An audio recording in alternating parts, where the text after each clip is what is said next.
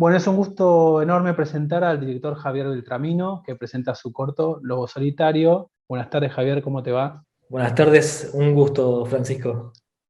El gusto es mío. Quería consultarte, vos sos director, productor, sos creativo, también en todo lo que es tecnología, recursos humanos también, pero participaste en un montón de producciones de directores súper reconocidos internacionalmente como manager de producción. Antes de pasar al corto en sí, quería consultarte acerca de tu formación con estos directores, porque estuviste con el director de Relatos Salvajes, Cifrón, con Trapero, Burman, Carnevale. ¿Cómo fue digamos, tu trayectoria? Bueno, mi trayectoria, mi currículum suelen decir que es como un Frankenstein, básicamente. Yo en realidad estudié cine, pero mientras estudiaba cine trabajaba en Hewlett Packard, terminé siendo gerente de marketing interino desde HP sin haber estudiado nunca recursos humanos, larga historia. De allí pasé a ser productor de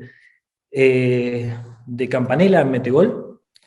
Eh, y luego de 3 años pasé a trabajar en Telefónica Estudios, a través de Telefe Cine, y bajo el paraguas de Telefónica Estudios es que estuve involucrado con todos estos monstruos como Damián.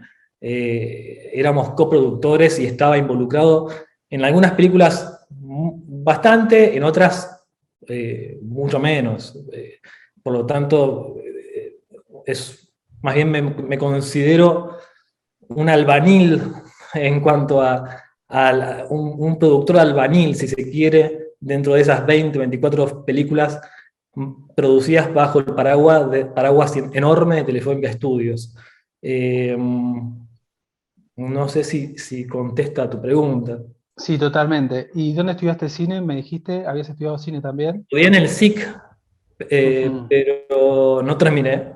Me faltó un año, así como tampoco terminé antes arquitectura, letras, bioingeniería, varias carreras en el camino que me han servido evidentemente para, no sé, para incorporarlas dentro de lo que es el cine.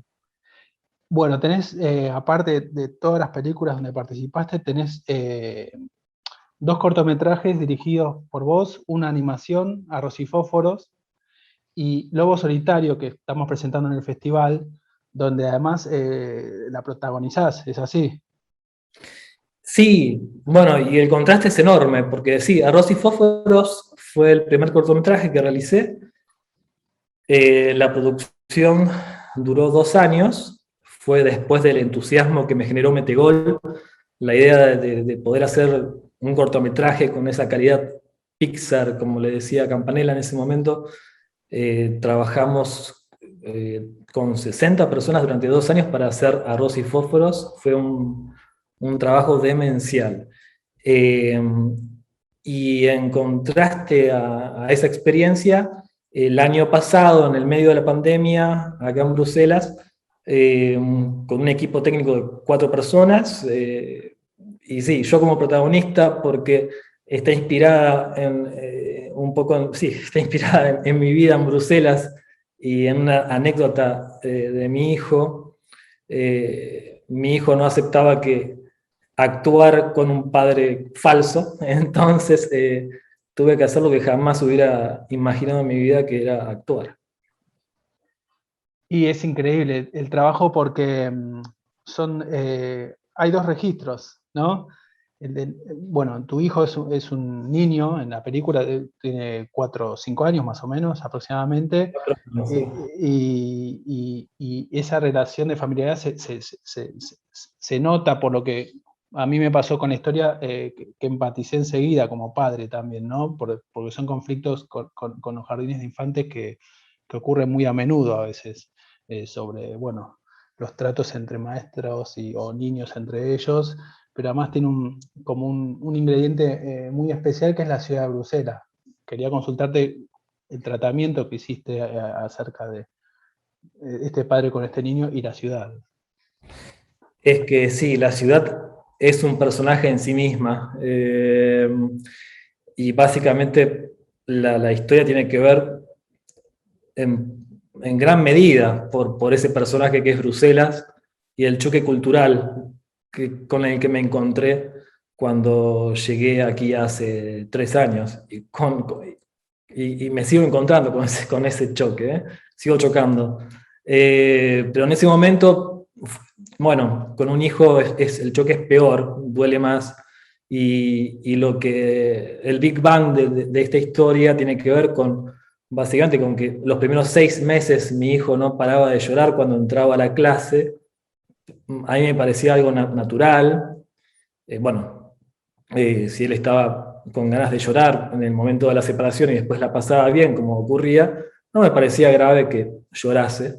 Y la maestra eh, quería reprimir ese llanto. Y entonces cada vez que llegaba yo a la escuela y dejaba a mi hijo Antonio en la clase, la maestra, yo escuchaba que le decía a Antonio, si seguís llorando vas a ir a la clase de los bebés, hasta que un día él me dijo, no quiero ir a la escuela porque si sigo llorando, la maestra me dijo que me va a enviar a la clase de los bebés, todo peor, obviamente. Bueno, y entonces yo ese día le dije, bueno, enseñame yo le dije, te prometo que voy a decirle a la maestra que tenés permiso de llorar, algo que jamás pensé que iba a poder tener que decirle a alguien.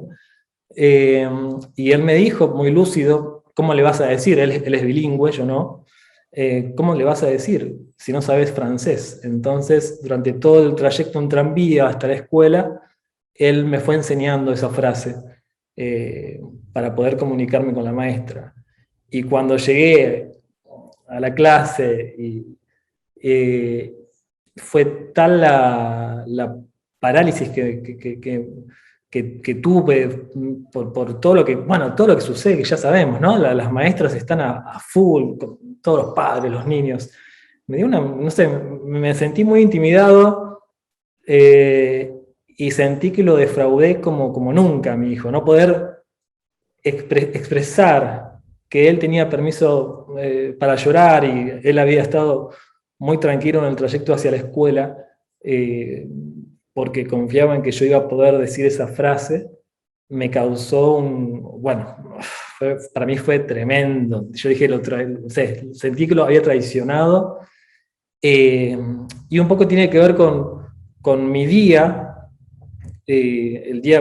pasé un día nefasto, me acuerdo, y finalmente cuando lo fui a buscar a la escuela, él, eh, nada, le sacó todo dramatismo al hecho de que yo no hubiera podido expresarme, y tiene que ver con eso la historia que yo quería contar, cómo ve el padre un problema y cómo lo ve su hijo.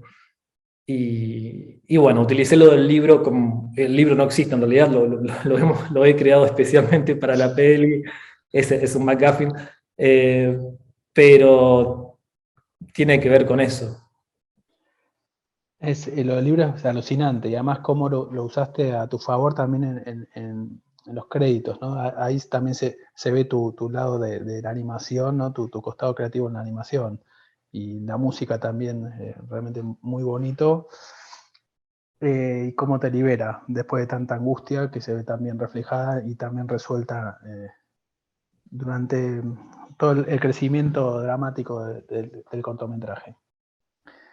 Fue un trabajo familiar, podríamos decir, vos, con tu hijo y también tu esposa, supongo, ¿no? ¿No? Sí, hacía las veces sí, de psicólogo también de mi hijo, también de mi esposa, porque tenía miedo de que lo estuviera traumando a mi hijo, y yo le decía, bueno, no, durante 6 meses vivió esto, aquí lo está viviendo conmigo, con cámaras, y el primer día fue nefasto, porque yo no sabía cómo dirigir niños y menos a mi propio hijo.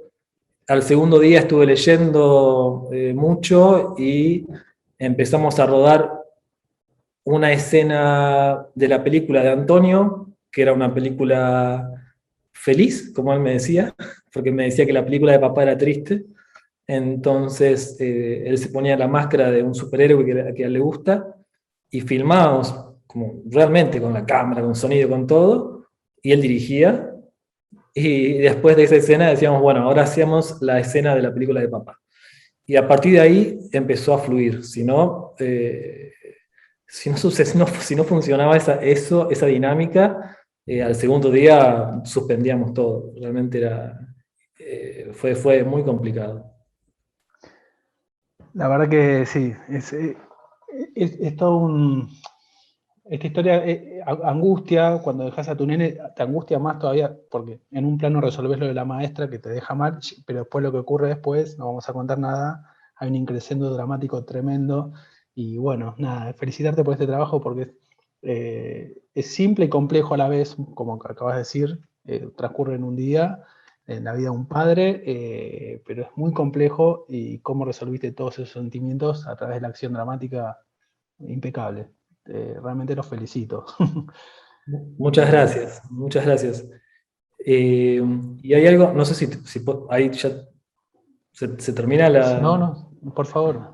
No, que hay algo porque cada persona que lo ve lo toma por un lugar diferente, y hay algo por las dudas que quería comentar acerca de por qué se llama Lobo Solitario. Muchos, y me preguntan por una escena en particular que aparece en el cortometraje, eh, y que tiene que ver con mi empatía es demasiado. Mi entendimiento hacia aquellas personas llamadas lobos solitarios que cometen actos terroristas, ¿no?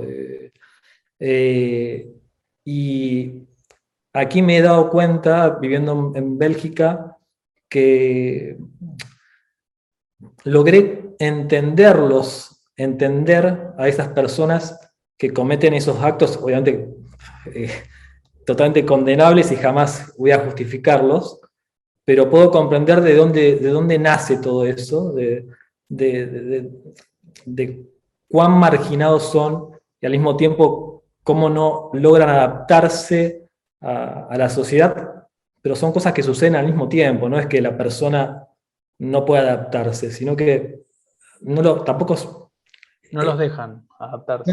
sí, no les permiten adaptarse, no los integran.